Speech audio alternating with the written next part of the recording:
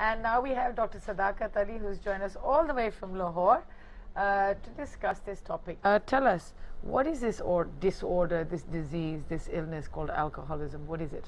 It is a physical disorder like diabetes.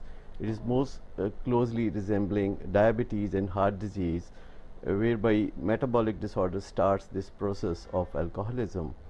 And people who drink alcohol do not necessarily become alcoholic one day.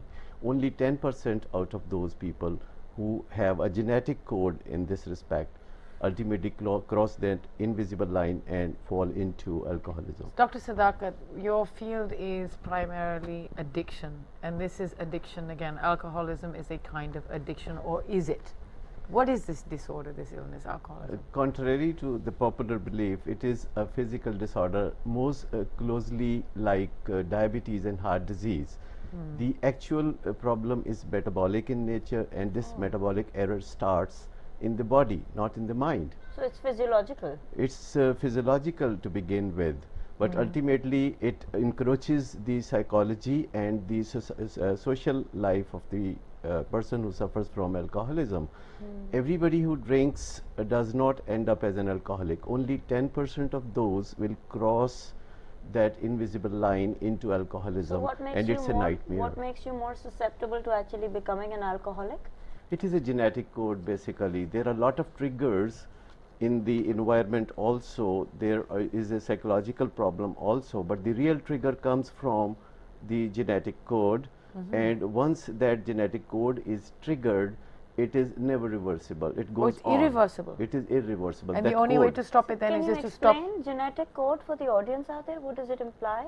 Basically, the seat of drinking is in the mind, but the seat of alcoholism is in the body. If somebody starts taking alcohol in teenage or early in life, then there are more chances of that genetic code to be triggered. But if somebody starts alcohol late in life, then probably there are less chances of that person to become alcoholic. Well, presumably just less time in a lifespan. The later you start anything, the less time you have for it to take effect on you. No, anyway. genetics is like that.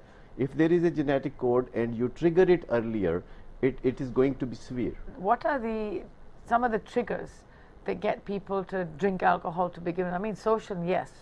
You know, people go to bars, or they go to pubs, or they go wherever. I mean, there's a whole social element to this. But aside from that obvious one, what would be other reasons why, or triggers why someone might imbibe alcohol? The real thing comes from the genetics.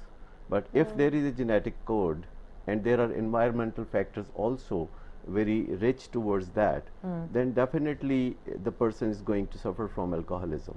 So there's a clear difference between people who are alcoholics and people who like to have a drink or two. Absolutely. If somebody drinks a drink or two, and if it is not a problem, then it is not a problem. But if the drinking starts generating problems, then definitely it is a journey towards alcoholism. Thank you so much for being with us today. It was a very informative discussion, and it was difficult for you, but you broke it down very easily for all of us and the audience out there, such that we could actually get to the essence of the problem.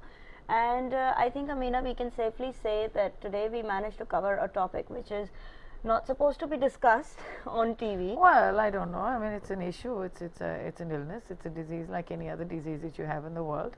We've talked about many other illnesses. This is just another illness that needs addressing. Thank you very much, Dr. Sadaqat. That was great.